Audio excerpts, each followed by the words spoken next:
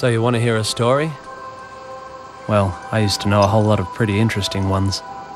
Some of them so funny you'd laugh yourself unconscious. Others so terrible you'd never want to repeat them. But now I can't remember any of those. So maybe I'll just tell you about the time I found that lost thing. This all happened many summers ago, down at the beach. I was, as usual, working tirelessly on my bottle top collection. At least until I saw the thing.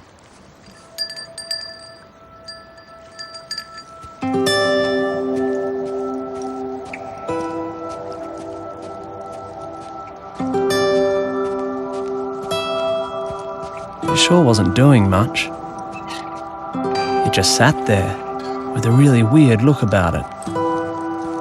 You know, a sad, lost sort of look. Nobody else seemed to notice it was there. They were all too busy doing other stuff, I guess.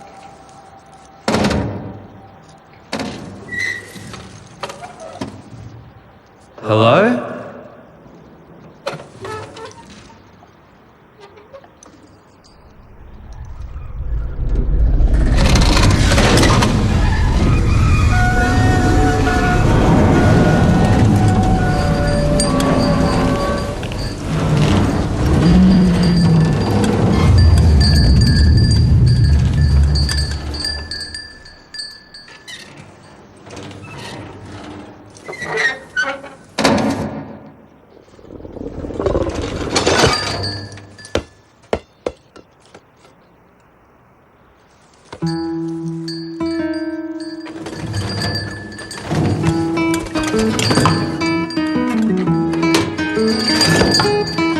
It turned out to be really friendly, and I played with the thing for most of the afternoon.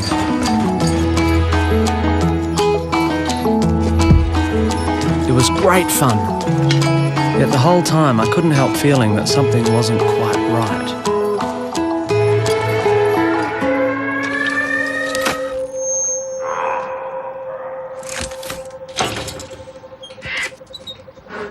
As the hours slouched by, it seemed less and less likely that anyone was coming to take the thing home. Soon there was no denying the unhappy truth. It was lost.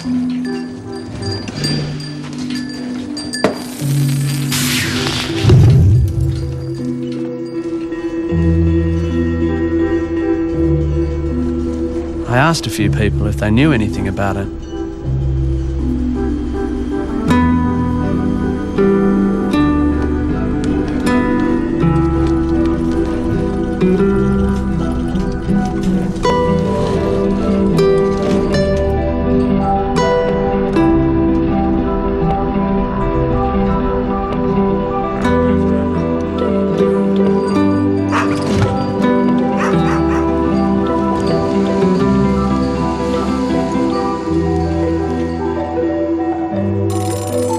I took the lost thing over to Pete's place.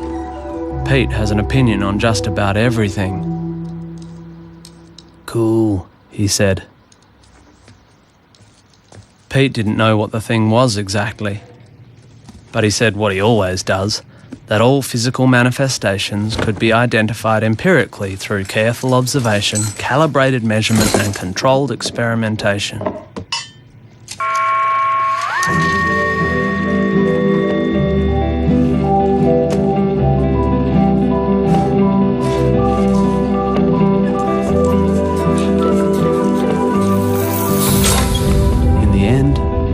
Shrugged. He didn't think the lost thing came from anywhere and didn't belong anywhere either. Some things are like that, he said. They're just plain lost.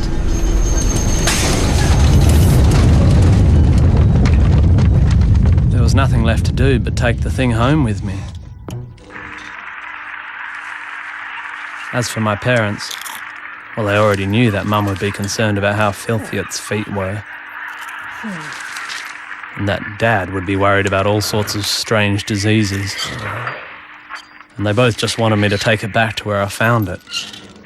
But it's lost, I said. Not that it made any difference.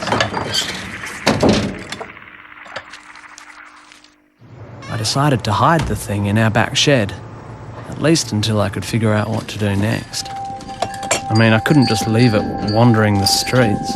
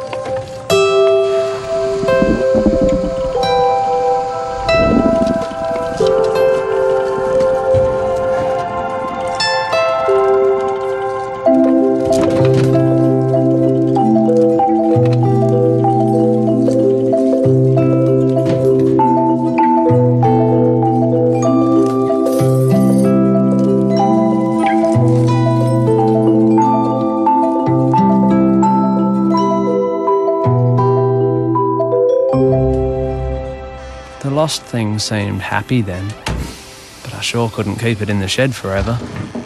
Mum or Dad would eventually notice it when they came out looking for a hammer or something. It was a real dilemma.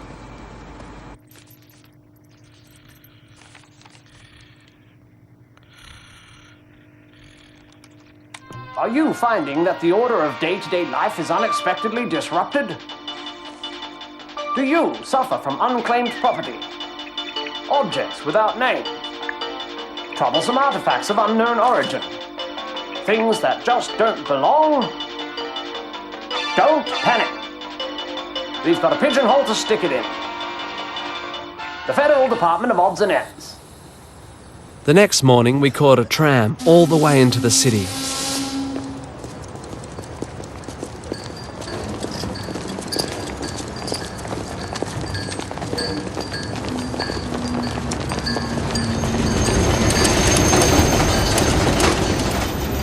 We arrived at a tall, grey building with no windows.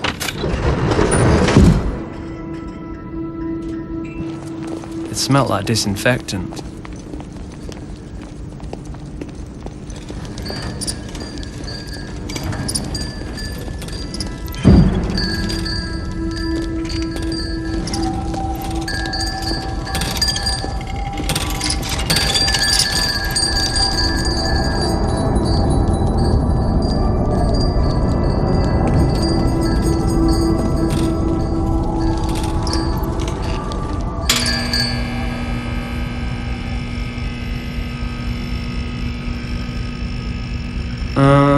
I have a lost thing, I called to the receptionist.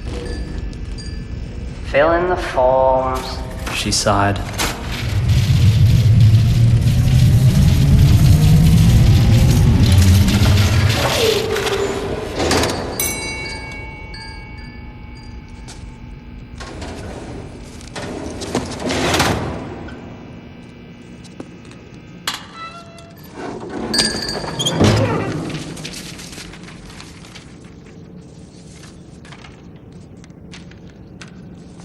I was looking around for a desk when I suddenly felt something touch my elbow.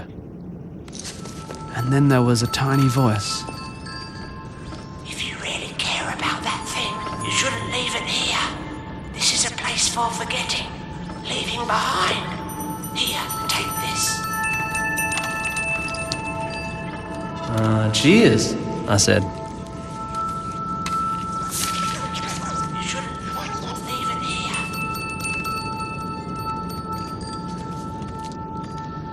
It was some kind of sign, I guess. Not very important looking, but it did seem to point somewhere.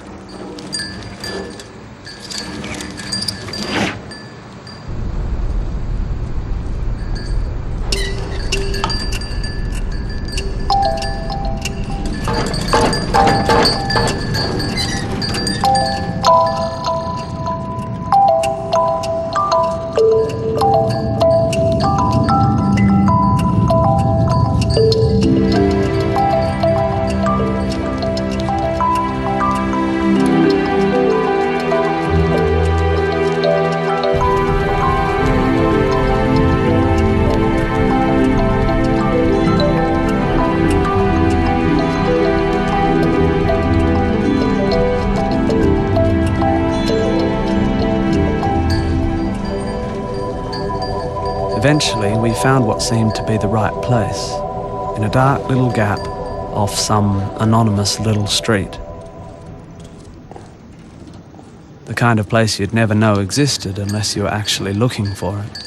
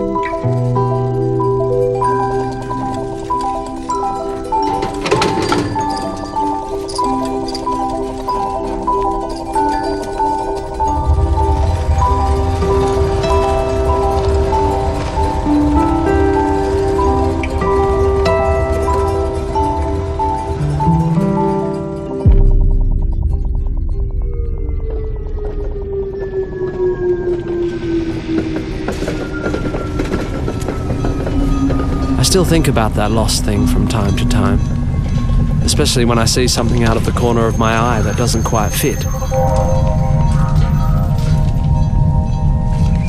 You know, something with a weird, sad, lost sort of look. I see that kind of thing less and less these days. Maybe there aren't many lost things around anymore. Or maybe I've just stopped noticing them. Too busy doing other stuff, I guess.